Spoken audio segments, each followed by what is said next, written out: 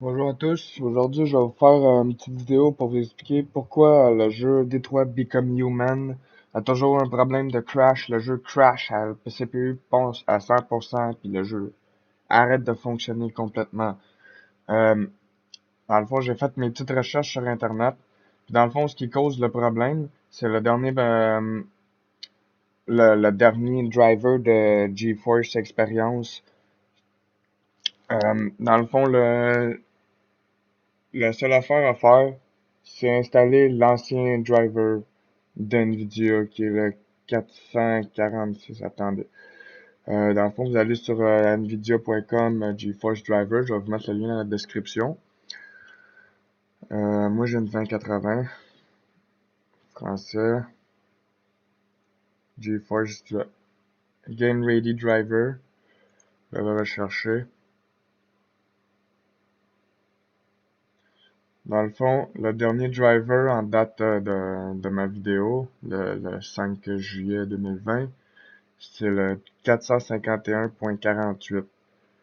Si vous avez celui-là et que vous voulez absolument jouer à Detroit Become Human, vous devez installer le 446.14. Ça va régler le problème de crash sur le jeu.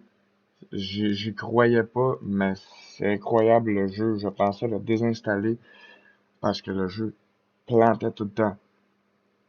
Puis depuis que je l'ai réinstallé, c'est incroyable. Ça fonctionne. Il n'y a aucun problème.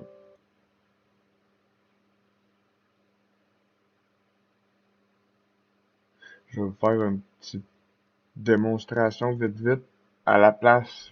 Précisément dans le jeu où sur tous les forums, le monde se plaigne que ça plante. Je suis exactement rendu là. Là, j'ai installé le driver 446. J'ai pas réinstallé Ça fait GeForce longtemps qu'on s'est Experience. pas vu, ravi de J'ai vous juste retrouver. installé le driver. Je vais faire le jeu, puis après ça, je réinstallerai le driver le plus récent. Je m'en fous. De toute façon, tous les jeux fonctionnent avec ce driver-là.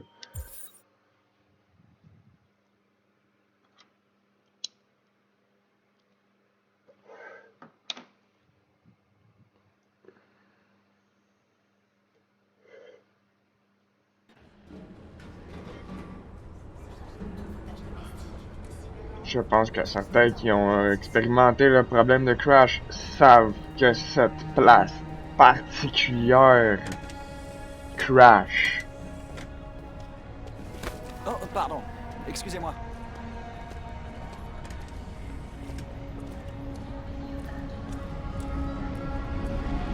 Et quand je parle d'une place particulière, je parle de ici. Oh, faut que je trouve le graffiti. Okay.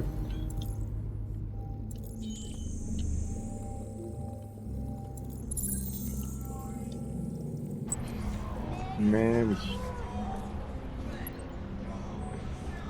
Normalement, ici, ça plante. Si ça plante pas ici, ça plante ici. Juste ici. Boum. Ça plante plus. J'ai mon 60 FPS, tout le jeu à ultra.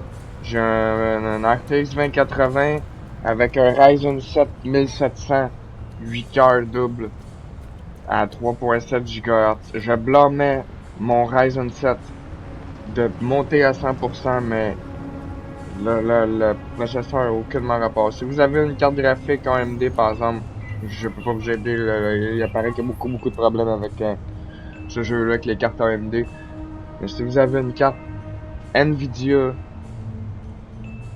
désinstallez le driver le plus récent, remettez le 446, le jeu va fonctionner. Sur ce, merci à tous et bonne journée, bonne soirée, peu importe le temps que vous regardez cette vidéo.